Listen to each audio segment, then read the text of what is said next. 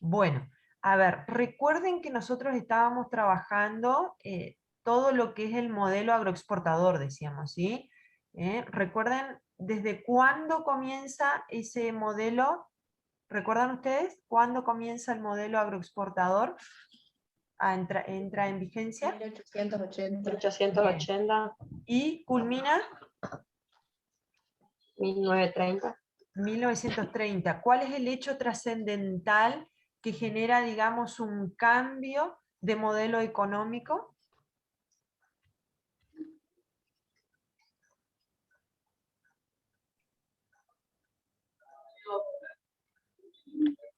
La crisis del 29.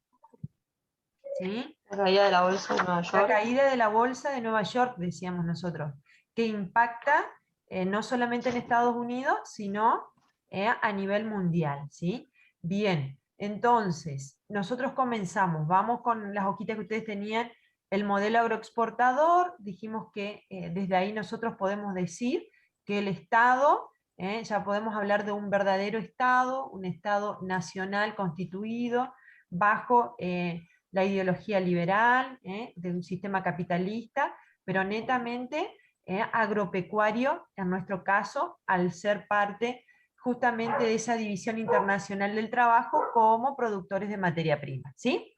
Bien, ahí mismo les habla de los actores sociales, que lo vamos a retomar después, que vuelve, no sé si pudieron leer algo, ¿sí? Volvemos a retomar la parte de actores sociales. Entonces, continuamos. Ahí les habla de los factores dinámicos. Están en el material, ¿no? ¿Sí? Que nosotros decíamos que el crecimiento era hacia afuera. ¿Por qué decíamos que el crecimiento era hacia afuera? A ver, ¿qué les pudo quedar de eso?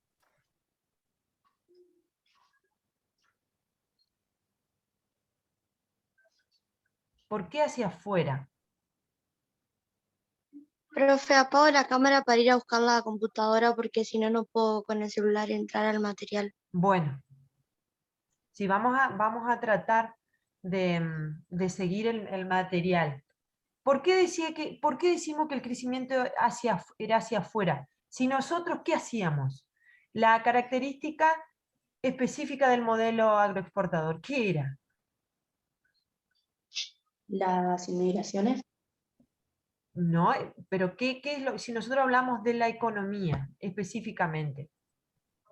A ver, vuelvo al material de ustedes, que algunos están perdidos allá. ¿Eso es en contexto internacional o en dónde? Y nosotros estamos recién, modelo agroexportador, después tienen como un subtítulo que dice actores sociales y después le dice factor dinámico. Estamos centrados en la página 7 de su material. Y el mío es 8. ¿Sí? ¿Se ubican? Factor dinámico. ¿Por qué decíamos nosotros incluso, por qué nuestro desarrollo económico estaba, mira, era de un crecimiento hacia afuera? ¿Por qué? ¿Cuál era la situación?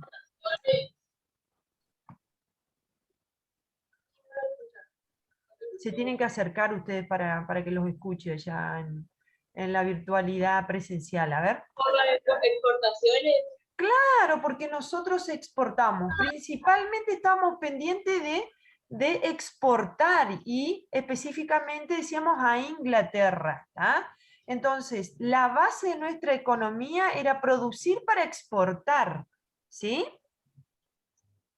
A eso hace referencia el texto. Incluso les decía que estábamos tan pendientes de esta demanda internacional que tampoco hubo una diversificación de actividades económicas, decíamos, como por ejemplo el desarrollo industrial. ¿Sí? Fue mínimo, decíamos, en cuanto al desarrollo industrial. ¿Por qué fue mínimo? Porque solamente se incentivó aquellas industrias que estaban relacionadas con la actividad de agroexportadora. ¿Sí? ¿Vamos bien hasta ahí? Bien, en el mismo material, ahí les dice, que eso lo habíamos ya visto como características. A ver, bueno, ¿cuáles son las características del modelo agroexportador? Decíamos, exportábamos granos. Específicamente, ahí yo ya estoy en lo que es la página 8 de ustedes, ¿sí?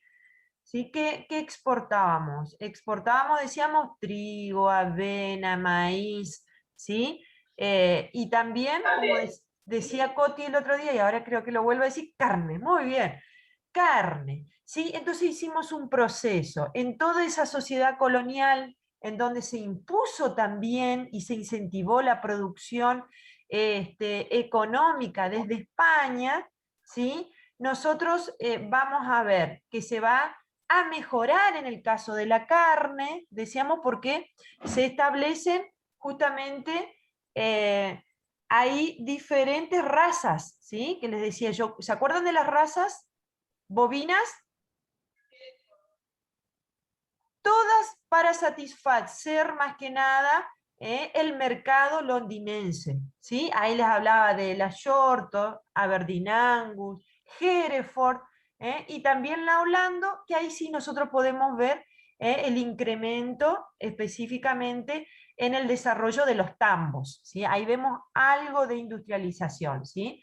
Bien, decíamos, ¿cómo lo llamábamos? ¿Cómo se lo llamaba que en ese momento, que estaba en el auge, digamos, nuestro modelo económico? ¿Cómo nos llamaban? Granero del mundo. Bien, Granero del mundo. el granero del mundo, ¿sí? Entonces, en función de eso, vamos a ver que, dijimos la clase pasada también, ¿sí? Hay un proceso en el que estos lugares que eran saladeros en la época colonial, ¿sí? Van a sufrir, digamos, transformaciones. Y aparece, ¿qué cosa? Para enviar, para transportar en mejores condiciones la carne. Ya no el ganado en pie, sino enlatada, enfriada. Entonces, ¿qué surge? ¿Qué es lo que se...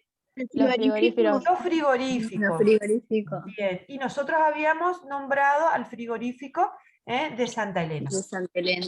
Bien, entonces, desde ahí decíamos, esos frigoríficos eran la mayoría ingleses, pero también ¿sí? Había intervención mínima de alemanes o estadounidenses en estas inversiones, ¿sí?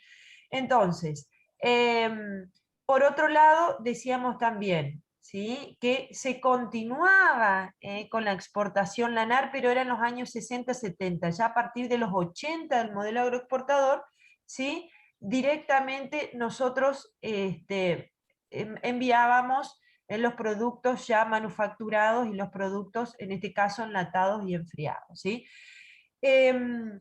Una de las cosas importantes que decíamos, no se mantuvo las actividades de la sociedad colonial, como por ejemplo decíamos la zona de Cuyo. ¿Qué es lo que se mantuvo como y que hoy día sigue siendo importante el desarrollo de qué producción?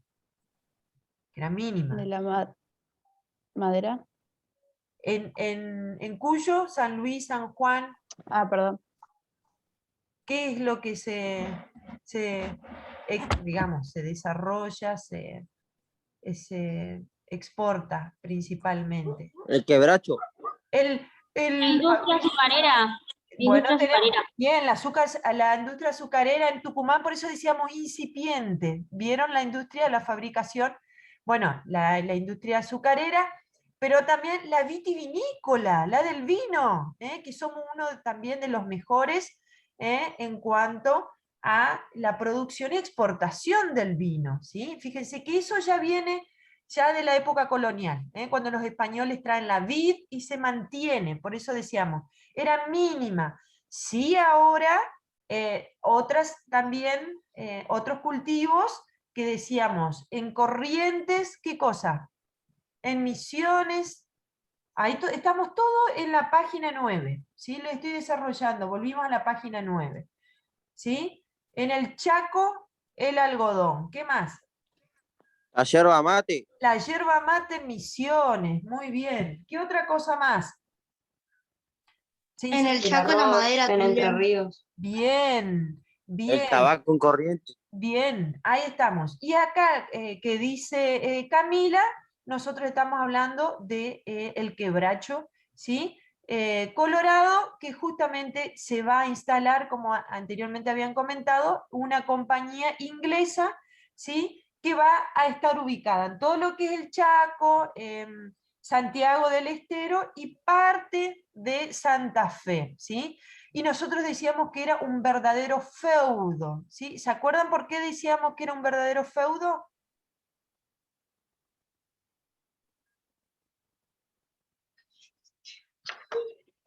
Porque no influían las autoridades argentinas. Bien, no había una intervención estatal, muy bien. Es decir, que ellos se regían, primeramente decíamos, por su propia organización, fuera de lo establecido. Fíjense ahí, esto se podría hacer en la actualidad teniendo los derechos del trabajador en vigencia. No. De ninguna manera. Ustedes ya tienen que ir viendo en las condiciones que se daba, digamos, la actividad laboral, y también poder entender cómo se van a dar paralelamente estas luchas de, digamos, de las clases obreras, ¿sí? Entonces decíamos, era un verdadero feudo, ¿por qué? Porque había normas internas, regía su propia moneda, que nosotros decíamos no le servía fuera del establecimiento del quebrachal, ¿sí? Que en realidad era un negocio redondo, decíamos, porque quienes trabajaban ahí debían comprar también todos los, digamos, los alimentos y todos los insumos de primera necesidad en el lugar a un precio impuesto por esa compañía, ¿sí? Entonces podemos hablar ya de un estado o de condición de esclavitud, ¿sí?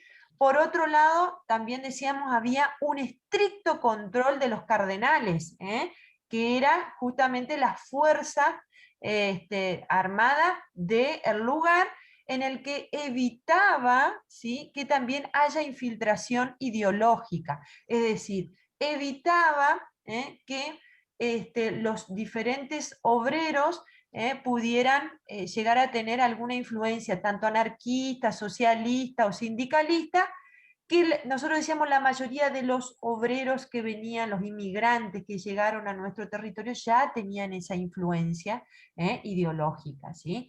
Entonces, ante esto, ¿qué hacían? Establecían un listadito, la lista negra, y también los controlaban y los echaban. Y también esa listita negra va a ir de un lugar a otro también en las diferentes fábricas, para que estas personas no pudieran tener trabajo, ¿sí? Entonces, esta empresa, la forestal, decíamos también, va a generar ahí un cambio de clima también muy grande, ¿sí? Y la pérdida, decíamos, de la biodiversidad más que nada, ¿sí? Se cortó, me parece. ¿Se cortó a mí?